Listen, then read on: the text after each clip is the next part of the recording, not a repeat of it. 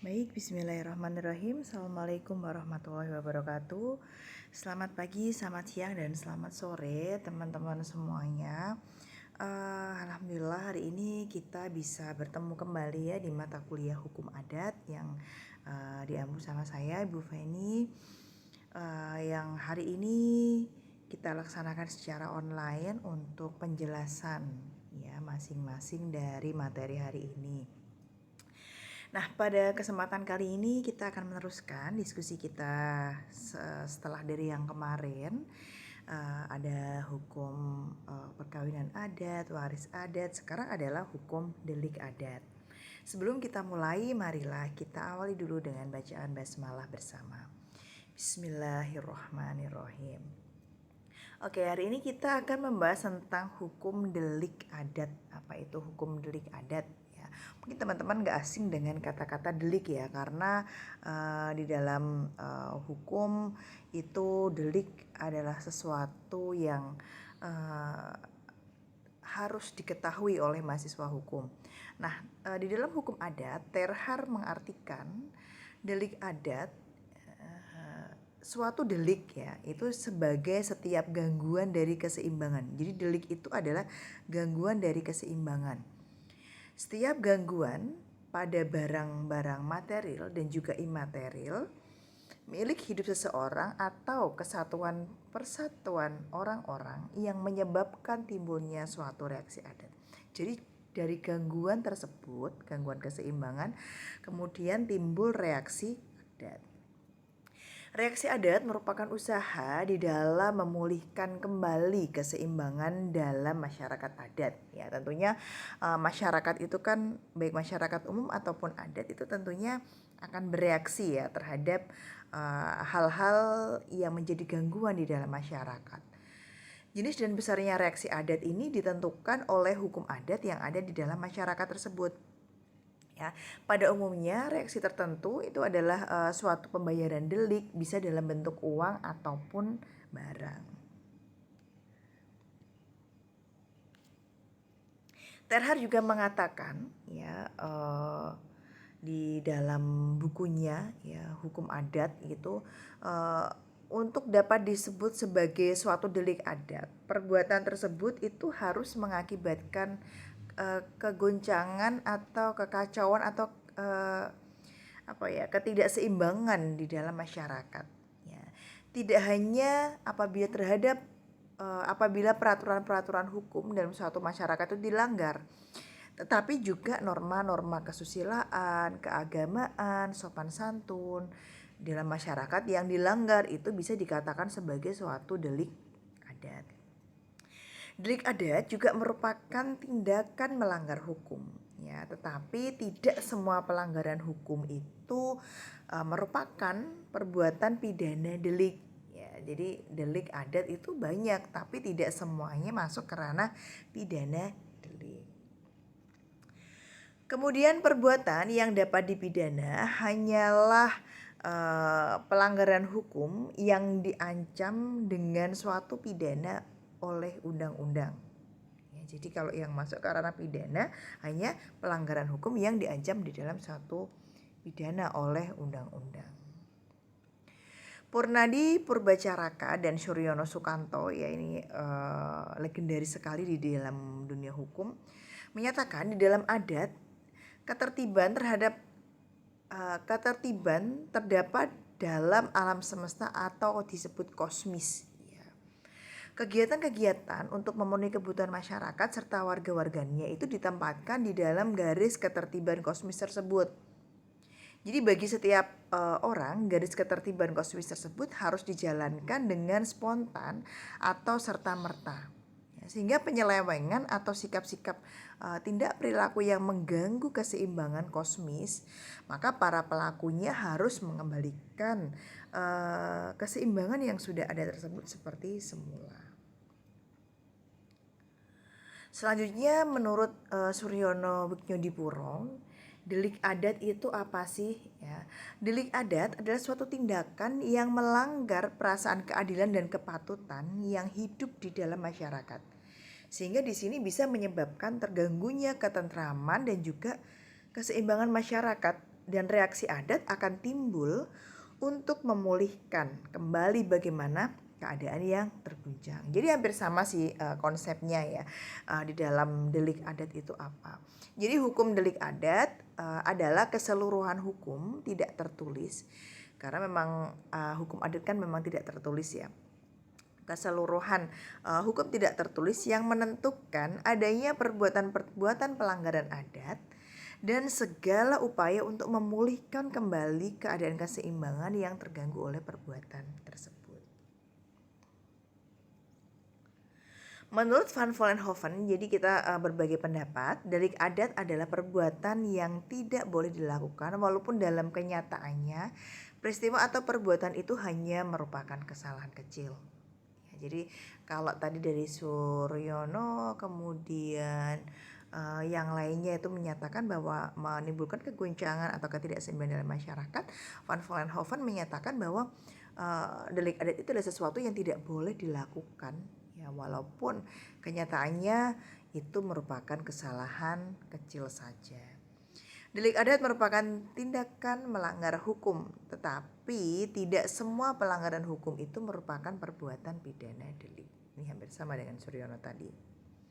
Perbuatan yang tidak boleh dilakukan walaupun dalam kenyataannya hanya kesalahan kecil, ya tadi tetap melanggar perasaan keadilan dan juga kepatutan yang hidup di dalam masyarakat. Jadi meskipun kecil itu melanggar perasaan keadilan dan kepatutan yang hidup di masyarakat. Ini menimbulkan reaksi adat yang tadi kita sudah sering sebut dalam memulihkan gangguan ketentraman serta keseimbangan dari masyarakat. Reaksi adat itu yang timbul itu tujuannya apa? Yaitu untuk mengembalikan ketentraman magis yang diganggu dan meniadakan atau menetralisasikan suatu keadaan sial yang ditimbulkan oleh pelanggaran adat. Jadi untuk mengembalikan keadaan itu kembali seperti semula lagi.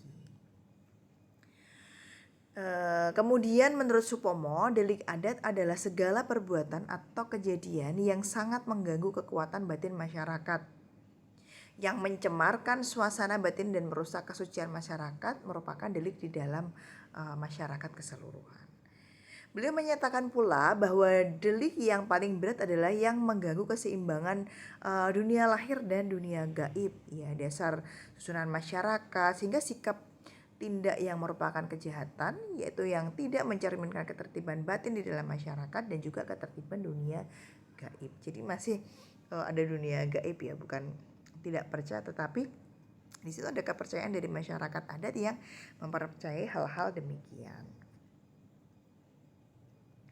Oleh karena itu, sikap tindak yang merupakan kejahatan dapat diklasifikasikan, yaitu satu, kejahatan yang merusak dasar susunan masyarakat. Ya, itu ada dua. Yang pertama adalah kejahatan yang merupakan perkara sumbang, yaitu mereka yang melakukan perkawinan, padahal di antara mereka itu berlaku larangan perkawinan. Ya. Larangan perkawinan itu dapat berdasarkan atas eratnya ikatan hubungan darah dan struktur sosial. Misalnya antara mereka yang tidak sederajat, itu kan diatur di dalam diatur di dalam aturan-aturan adat. Ya, yang kedua adalah kejahatan yang melahirkan gadis shaking, ya, walaupun akan dikawini, yang melarikan ya. Gadis shaking walaupun akan dikawin. Jadi kayak kawin lari gitulah istilah gampangnya ya. Kemudian ada kejahatan terhadap jiwa, harta dan masyarakat, pada umumnya adalah kejahatan terhadap kepala adat, pembakaran, pengkhianatan. Itu bisa diklasifikasikan dalam hal tersebut. Delik adat itu bisa disimpulkan bahwa suatu tindakan yang melanggar perasaan keadilan dan kepatuhannya yang hidup di dalam masyarakat, sehingga ada gangguan ketentraman dan keseimbangan masyarakat yang kemudian menimbulkan reaksi-reaksi adat dalam memulihkan keadaan yang terganggu. Dan delik adat juga merupakan tindakan melanggar hukum, tapi tidak semuanya itu tergolong pada pidana delik. Perbuatan yang dapat dipidana hanyalah pelanggaran yang diatur di dalam undang-undang, ya. Sehingga kita bisa dari definisi tersebut, ruang lingkup delik adat itu ada di dalam hukum perdata adat, yaitu hukum privat atau pribadi, hukum harta kekayaan, hukum keluarga, dan juga hukum waris. Ya, jadi pidana itu berdiri sendiri. Lalu lahirnya delik adat. Sebenarnya lahirnya delik adat itu sama seperti peraturan hukum yang tidak tertulis. Yalah, ketika lahir, di mana peraturan itu tentang tingkah laku manusia pada suatu waktu bersifat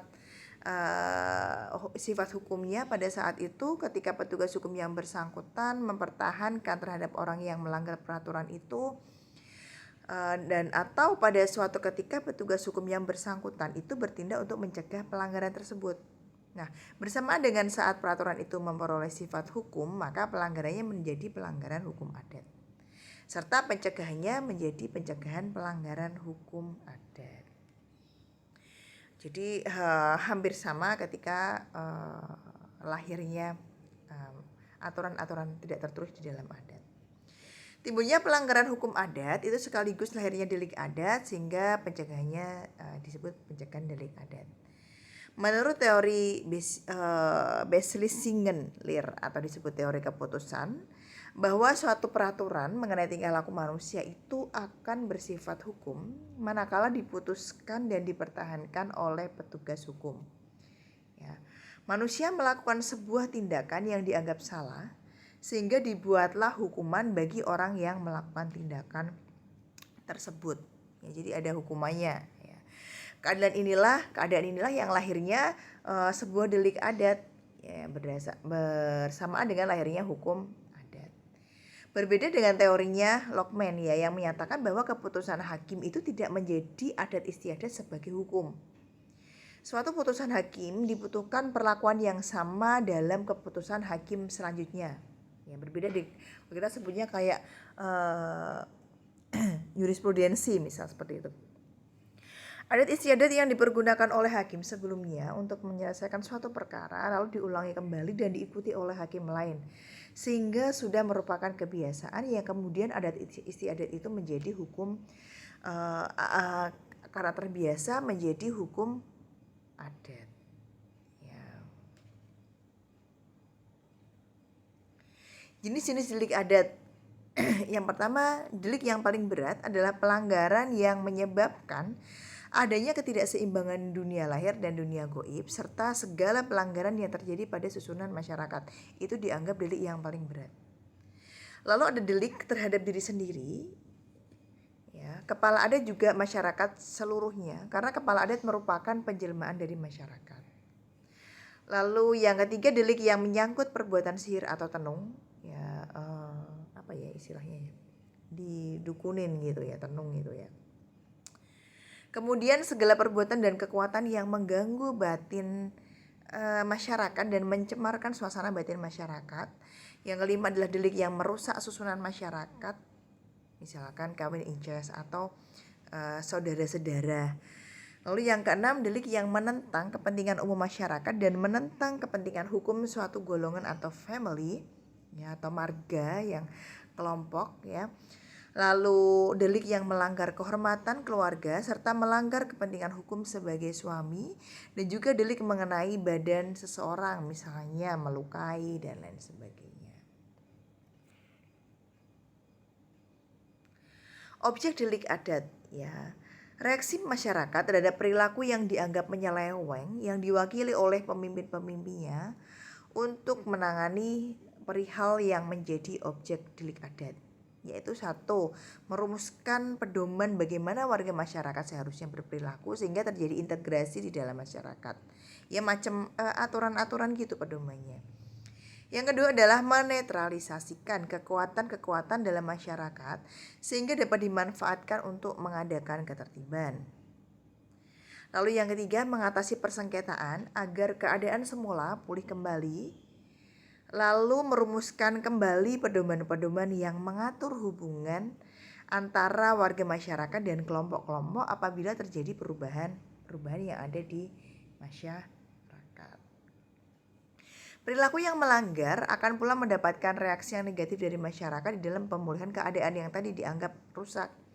Tetapi di dalam praktek kehidupan sehari-hari sulit untuk memisahkan antara reaksi adat dan koreksi. Jadi mana sih yang reaksi, mana sih yang koreksi? Reaksi adalah perilaku yang kemudian diikuti usaha untuk memperbaiki keadaan, ya, yang mengkoreksi mungkin berwujud sanksi negatif. Ya, reaksi adat adalah perilaku untuk memberikan klasifikasi tertentu pada perilaku tertentu. Sedangkan koreksi adalah usahanya, tindakannya untuk memulihkan perimbangan antara yang terjadi tersebut. Seperti yang dinyatakan oleh Supomo, yaitu berupa delik adat itu pengganti kerugian imaterial dalam berbagai hal seperti paksaan menikahi gadis, bayaran uang adat kepada orang berupa benda yang sakti sebagai pengganti kerugian secara rohani, selamatan korban untuk pembersihan masyarakat dari segala kotoran gaib, penutup malu, permintaan maaf, dan hukuman badan itu misalnya ada yang cambuk dan lain sebagainya juga ya. Lalu pengasingan dari masyarakat dan mengucilkan diri dari pergaulan masyarakat. Ya, dengan demikian reaksi adat dan koreksi sama-sama untuk tujuannya untuk memulihkan tadi ketidakseimbangan yang terjadi, ya, ketidakseimbangan kosmis akibat warga masyarakat yang tadi melakukan suatu kesalahan. Sifat pelanggaran hukum adat itu tidak mengadakan pemisahan antara pelanggaran hukum yang mewajibkan tuntutan memperbaiki kembali hukum di dalam lapangan hukum pidana dan pelanggaran hukum yang hanya dapat dituntut di lapangan hukum perdata. Jadi apabila terjadi suatu pelanggaran hukum, maka petugas hukum, kepala adat dan sebagainya mengambil tindakan konkret untuk membetulkan hukum yang dilanggar tersebut. Suatu perbuatan melanggar hukum, misalnya utang tidak dibayar, itu kan akan memerlukan perbaikan kembali hukum. Dalam hal ini hukum bisa dibenarkan dengan menghukum dengan harus membayar hutang, misalnya mengganti kerugian kepada korban dan membayar uang adat atau korban pada persekutuan desa. Jadi di situ hukum delik adat itu sifatnya dinamis ya. Jadi suatu perbuatan yang tadinya bukan delik, maka pada suatu waktu bisa dianggap delik oleh hakim kepala adat karena menentang tata tertib masyarakat, sehingga perlu adanya reaksi upaya adat untuk memulihkan kembali.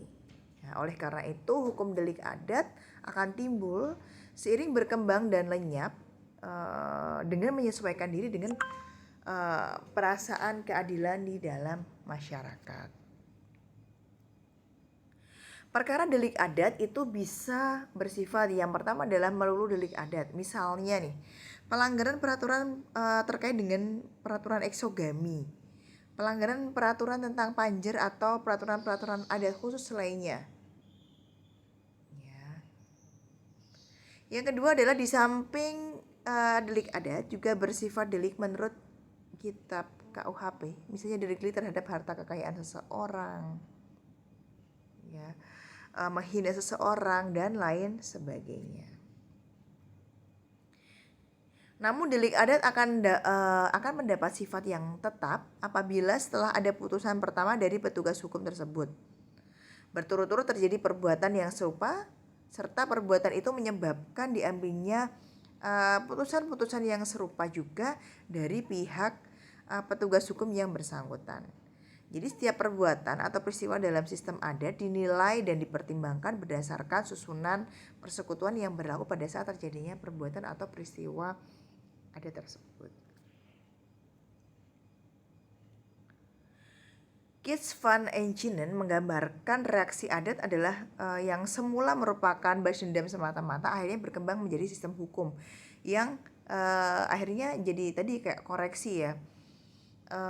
Dijatuhkan oleh para petugas hukum adat ya, hukuman-hukuman, sanksi-sanksi yang mengarah berlakunya hukum delik adat jauh lebih luas daripada hukum kriminal di barat. Kemudian petugas hukum untuk perkara adat itu siapa? Menurut Undang-Undang Nomor tentang pokok agraria yang menentukan ya atau yang mempertahankan ketentuan-ketentuan, hakim perdamaian desa ini diakui berwenang memeriksa semua perkara adat, termasuk juga perkara delik adat.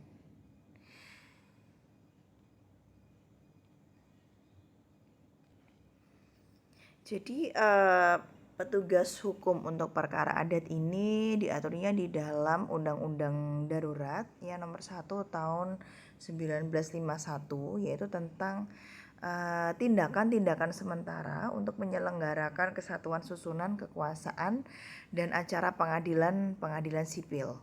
Ya, yang mana aturan ini digunakan sebagai dasar hukum unifikasi peradilan di Indonesia pada saat itu, yang menghapus pengadilan swapraja dan pengadilan adat serta mengalihkan kewenangan peradilan perkara adat ke pengadilan negeri. Di sini meriksa termasuk perkara-perkara delik adat ya. Dalam perkembangan sekarang ini, hakim perdamaian desa juga memeriksa delik adat yang termasuk di dalam pidana ringan. Delik adat juga merupakan delik menurut KUHP ya.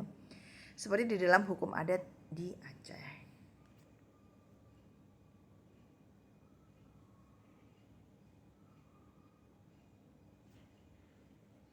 Di masyarakat Aceh, petugas hukum adat adalah lembaga-lembaga adat yang diberikan kewenangan oleh Konon Aceh tentang pembinaan kehidupan adat dan adat istiadat, tentang lembaga adat misalnya Tuhapeo, Tuhalapan, Mukim, dan lain sebagainya, yang diberikan kewenangan untuk menyelesaikan delik adat yang terjadi di dalam masyarakat adat. Kewenangan ini termasuk dalam menyelesaikan delik adat seperti pencurian hewan ternak dan lain sebagainya, di mana delik pencurian tersebut termasuk ke dalam delik pidana dalam KUHP. Tetapi di Aceh itu diberi kewenangan kepada lembaga adat di desa untuk diselesaikan karena termasuk dalam kategori pidana ringan. Jadi kategorinya berbeda. Ya. Kemudian aliran pikiran tradisional dan barat ya. Alam pikiran tradisional Indonesia bersifat kosmis sebagai kesatuan totaliter, yang mana latar belakang hukum pelanggaran adat bagi masyarakat yang terpenting adalah tadi adanya keseimbangan, keselarasan, keserasian antara dunia lahir dan gaib. Ini lahir dari beberapa aliran pikiran barat, yaitu yang pertama alam pikiran tradisional bersifat kosmis yang sebagai kesatuan totaliter yang tadi disampaikan, bahwa umat manusia sebagian dari alam semesta tidak ada pemisahan dari berbagai macam lapangan hidup, tidak ada pemisahan antara dunia lahir dan gaib, serta tidak ada pemisahan antara manusia dengan makhluk lainnya di bumi. Manusia bertalian dengan segala sesuatu yang bereksistensi di alam semesta, hingga alam menjadi pusat pemikiran manusia, sehingga totaliter ya. Kemudian aliran pikiran barat, terutama yang liberalis, bercorak rasionalis dan intelektual, ini berpendapat bahwa agama, ekonomi, kesenian, olahraga itu punya lapangan sendiri-sendiri yang terpisah. Lalu ada aliran pikiran tradisional yang mengenai kedudukan orang di dalam masyarakat, dan semua pokok pelanggaran hukum tidak hanya individu saja, tetapi masyarakat persekutuan yang tidak ada orang itu tergantung pada fungsi di dalam persekutuan tersebut. Hingga ada 3 aliran. Kemudian yang keempat adalah aliran pikiran barat yang berasaskan liberalisme, di mana tiap individu itu merupakan pusat kepentingan hukum, sehingga nyawa, kemerdekaan dan harta bendanya harus dilindungi sebaik-baiknya oleh negara. Organisasi masyarakat tradisional itu ditujukan kepada pemeliharaan keseimbangan, merintangi jalan organisasi masyarakat yang merupakan pelanggaran hukum yang berat. Sedangkan pelanggaran hukum ringan hanya merugikan kepentingan perorangan, tidak mengganggu organisasi lain yang hidup di masyarakat. Aliran pemikiran barat yang keenam memberikan kewenangan yang jelas bagi penegak hukum untuk menjaga keseimbangan di dalam masyarakat dan gangguan terhadap hak perorangan, termasuk pelanggaran-pelanggaran berat.